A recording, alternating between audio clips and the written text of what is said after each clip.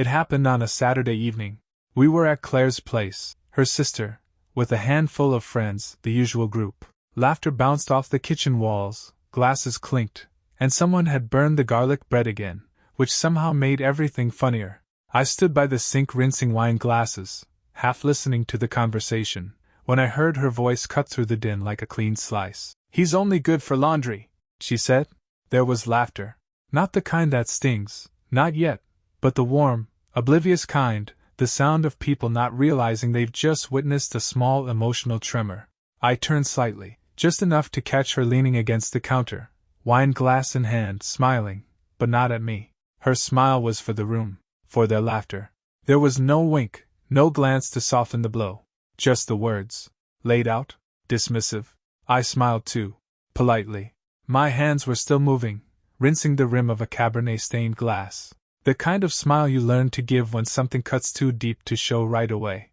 The kind that says "I'm fine," while a thin crack starts spreading down the center of something you thought was solid. I didn't say a word. Not then. I just watched her. The way she tossed her hair, the way she tilted the glass and let herself sink deeper into the couch moments later, not even noticing I was still standing, still folding inside. She didn't know that something shifted. But it did. Not all at once. Not like some dramatic movie where the man storms out or shouts across the room. That would have given her too much credit, made her words feel more powerful than they were. No, my reaction was quieter than that.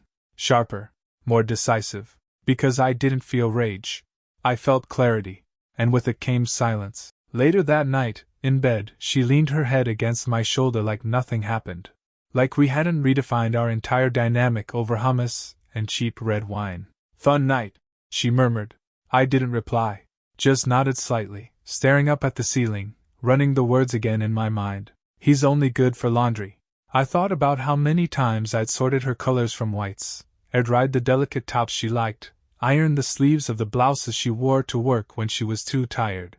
I thought about the small kindnesses, gas in her car before early meetings, coffee cups waiting on the counter, quiet reminders for her to call her mother when I saw the sadness in her face. And I wondered what else she thought I was only good for. What other parts of me she'd edited down to utility.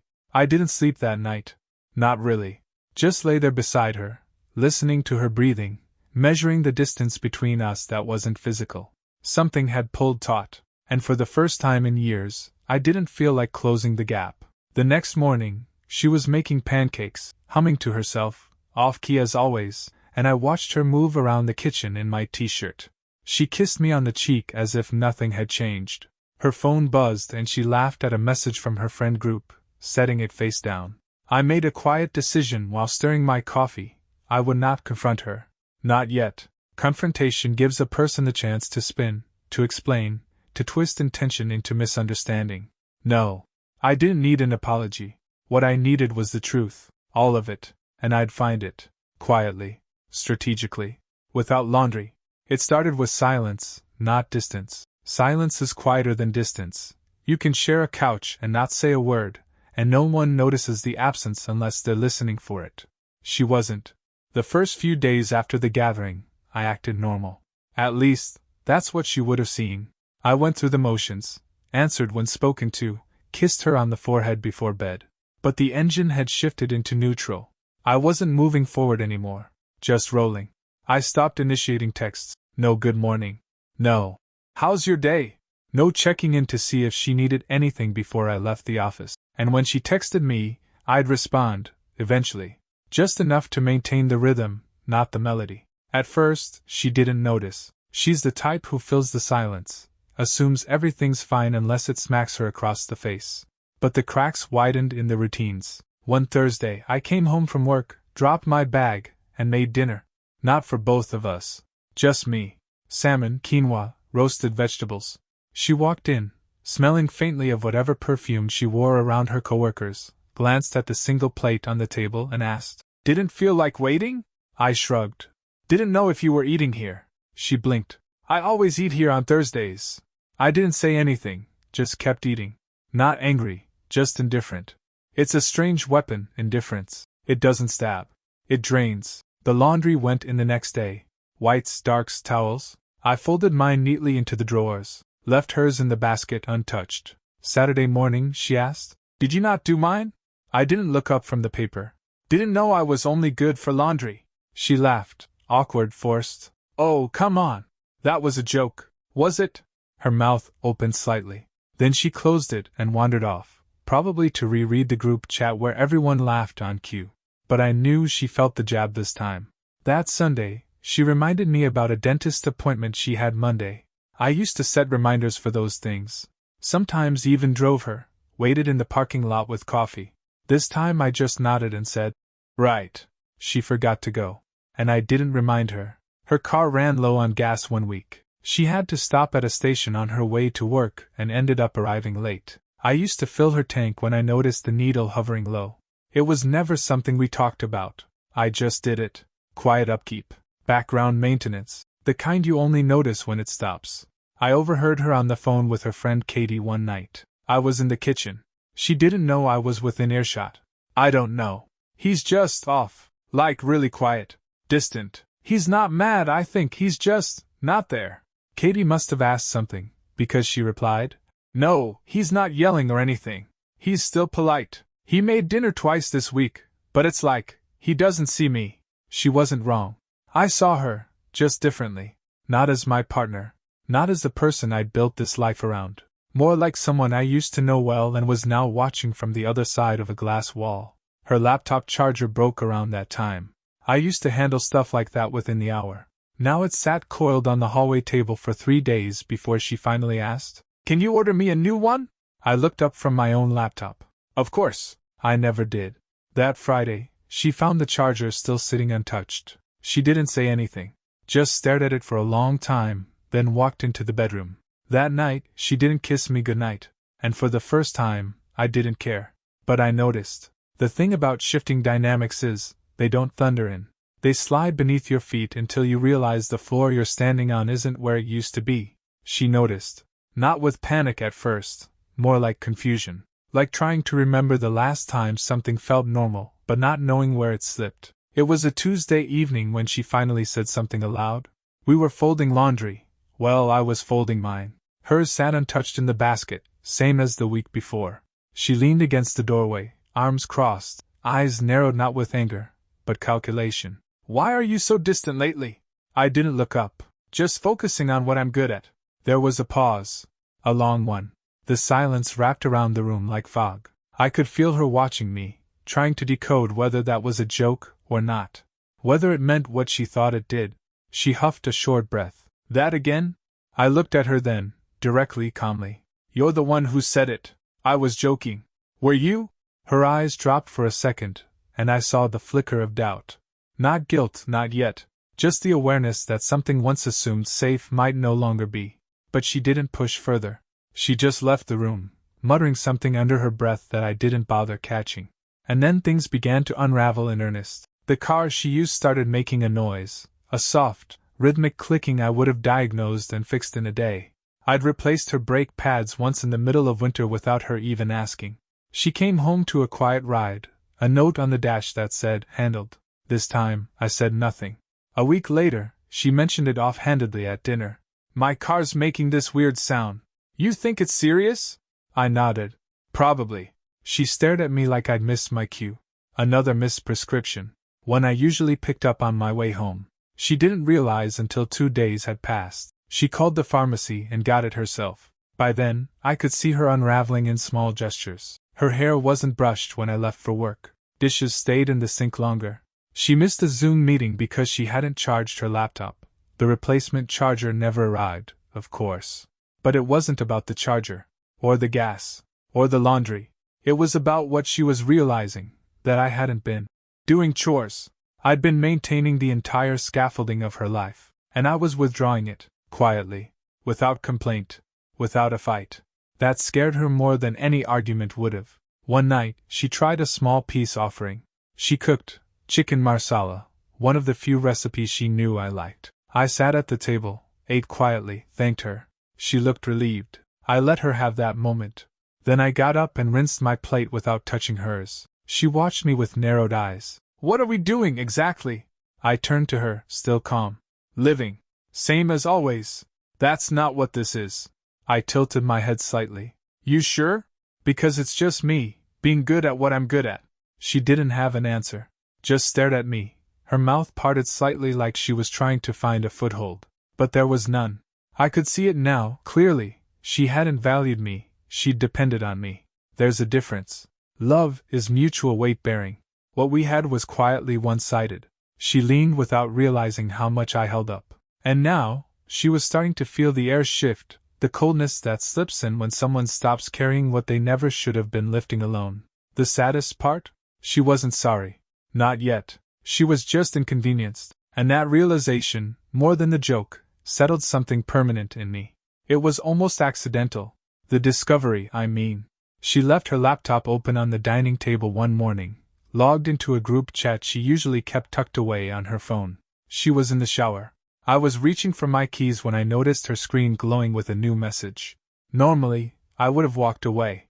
But we weren't in a normal phase anymore. The message said, "Girl, I swear if I have to fold one more pair of his socks, I'm filing a motion for emancipation," followed by a stream of laugh emojis. I stood there for a moment, staring at it. My name wasn't in the message, but I didn't need it to be. I recognized the pattern. Her small attempts to rewrite the narrative, to play the victim of a life I'd spent years making easier.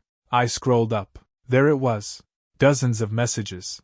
Complaints dressed as jokes. Snide remarks wrapped in sarcasm. She'd been venting about me to her friends for months. "He's too passive. He never takes charge. I feel like I'm married to a roommate with manners. Wish someone would take the lead for once." One post had an eye-roll emoji next to my name. Another had a blurry photo of me cleaning the kitchen with a caption that read, "My very own house elf." Her friends had responded with gifs and laughter. She'd been tearing me down for entertainment, and I'd been refilling her gas tank between episodes. My hands were still steady as I clicked the download button and saved the chat archive. I wasn't gathering leverage. I wasn't plotting to strike back. I just needed truth, and I wanted to preserve it in case she tried to rewrite things again later. I didn't trust her memory anymore, or her version of events. And then, just when I thought I'd hit the floor of my disappointment, I found something deeper. Flirtation. Subtle, but undeniable. A coworker named Evan. I recognized the name from past stories, someone she swore was just hilarious, and completely harmless. He dropped a message after one of her complaints. "Well, maybe you need someone who knows how to take control." She replied with a laughing emoji in this. "Don't tempt me. I might take you up on that one day." That one hit differently.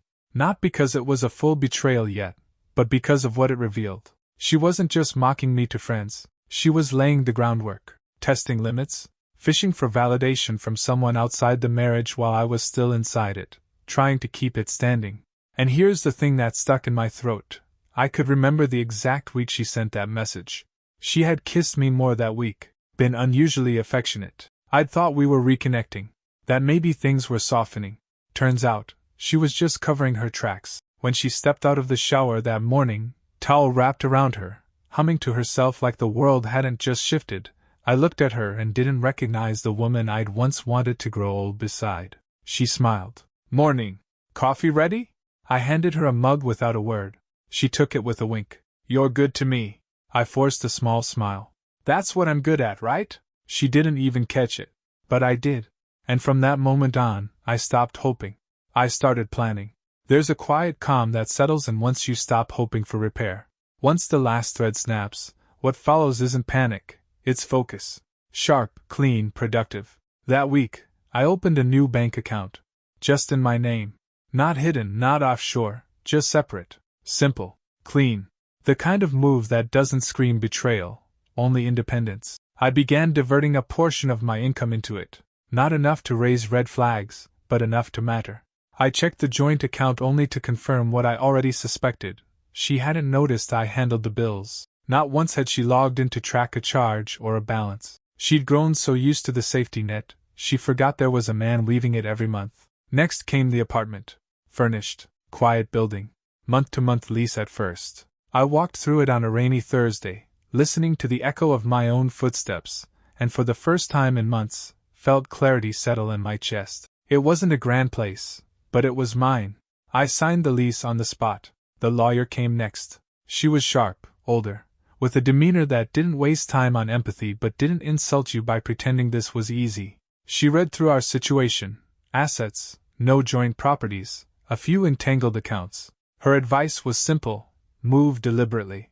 Make no dramatic exits. Control the timeline. I told her I didn't want to humiliate anyone, just to be done cleanly. She nodded.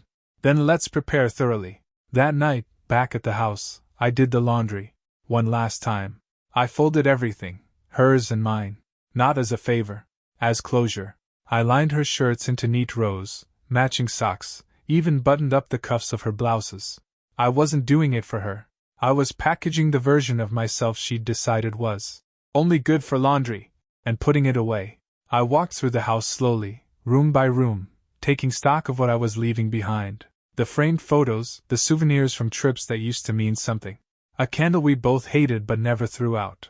I opened our closet, looked at her dresses hanging beside my button-downs, and realized I didn't feel pain, just release. On my way out the door, I left a note. Nothing dramatic. Just a square of white paper, clean handwriting. You were right.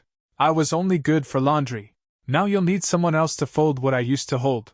I left my key beside it. Then I walked away. No slammed doors. No arguments. No shouting. Just absence. It's a strange thing, the sound of someone not being there anymore. It's louder than you'd think. She came home to silence. No music playing from the kitchen speaker. No sound of a knife on a cutting board. No scent of garlic warming in olive oil. Just a clean, echoing quiet. At first, I imagine it didn't register. The front door opened, keys tossed into the ceramic bowl on the console table, shoes slipped off with a half-thought sigh. She probably muttered something about traffic or her coworkers' incompetence. I knew the routine. I'd lived it. But then she would have noticed the difference. No sounds from the back room. No light under the office door. No half-drunk glass of water on the coffee table. Just stillness. She walked into the bedroom and found the note on the bed. I had left it right in the center of the gray duvet, beside her folded laundry. Everything else was untouched. The picture frames, the lamp she always forgot to turn off, the drawer where I kept my watch. I left no chaos. No revenge scrawled letter or dramatic trail of emptied drawers. Only order. Only calm. A folded life. The words I'd written weren't long. They didn't need to be. She'd already written her part in group chats, in dismissive jokes, in flirtatious messages sent from rooms I'd cleaned for her. She picked up the note. Read it. I don't know how long she stood there, or if she sat on the edge of the bed like she did when overwhelmed. I imagine the weight of the absence pressed down hard then, heavier than she expected. I had taken nothing she could point to and scream about. Only me. I didn't answer her call that night. Or the texts, not the long one that said, "Can we talk?" Or the short, desperate one that just said, "Please." I wasn't cruel. I just didn't owe her my presence anymore. She emailed me the next day, a more formal tone, asking for clarity. I responded through my lawyer. Not out of spite, but because that's what boundaries look like when you've been invisible too long. They become formal, professional, cold, if necessary. I heard through a mutual friend that she told people I had just up and left her with no warning, no sign. That made me laugh, in a dark, tired kind of way. The signs were there. They were folded into her laundry, written into the silence between her jokes, sitting in the passenger seat of her car every time she came home to a full tank without asking how. She just didn't see them. Or didn't want to. That weekend, she tried to show up at the apartment. I didn't answer the door. She knocked for a long time, then left. I watched her from behind the curtain, feeling, not satisfaction, just confirmation. That even now, she thought a knock would be enough. That's the mistake people make when they think someone will always stay. They forget how quietly someone capable can step away completely once they've made their decision. No tantrum. No fight. Just silence. The loudest kind. The first few days, she kept up the performance. Social media posts of brunch with friends. Smiling selfies. A caption with too many exclamation marks about. Fresh starts. The kind of curated denial people broadcast when they're hoping attention will fill the silence someone else left behind. But then the silence stayed. And her support system, the one she'd leaned on so heavily, began to shrink. It started small. Comments on her posts stopped coming as fast. Group chats grew quiet. The friends who used to laugh along started fading out. Because some of them had seen the screenshots. A few had even reached out to me privately, quietly apologizing for laughing along when she belittled the man who quietly held her life together. They didn't switch sides, they just stepped back, and she noticed. I heard from Claire, her sister, that she'd asked, "Why is everyone being so weird lately?" Claire told her the truth. "You made a joke, and he left. That's not on them." Her job, the one where she flirted with Evan to fill the cracks in our marriage, didn't offer much comfort either. She messaged him. That was the twist I never planned, but I knew it would come. She reached out with something vaguely suggestive. A late-night message wrapped in casual tone, probably expecting him to rise to the bait now that I was gone. He didn't. His reply was polite, direct. "Hey, I was just being friendly. I didn't mean anything by it." She never responded. But she didn't delete the message either. Claire sent me a screenshot. She had seen the message on her phone when they were planning a weekend together, and her sister left the screen unlocked. Her support was evaporating because the truth had settled. The version of me she dismissed wasn't weakness. It was foundation. And without it, her life didn't hold. She tried calling again a week later. Left a voicemail. Her voice cracked in the middle. "I know you probably don't want to hear from me, but I just wanted to say I miss you. I know I didn't show it, or say it right. But I did. I do." I didn't call back. There wasn't anger in me anymore. Just the kind of hollow space where hope used to live, and I was learning to let that space stay empty. I kept moving. The new apartment started to feel like mine. I bought a proper coffee maker, set up a small shelf of books I never had time to read before. I learned what my days looked like without having to orbit someone else's needs, and it didn't feel selfish. It felt clean. Occasionally, I'd see her name light up on my phone. Texts without responses. Short ones, long ones, none of them mattered now. The last one read, "I didn't realize what you really were until you were gone." I didn't reply. Because that was the point. I'd been there, every day, in every act of maintenance, every quiet moment of support. And she hadn't seen me. She joked about laundry, so I folded her life, and left her to see what it looked like when it wasn't being held anymore. I still carry some of it, not regret but weight. The kind that comes from having given fully, even when it wasn't seen. But I carry it on my own now, and it's lighter that way.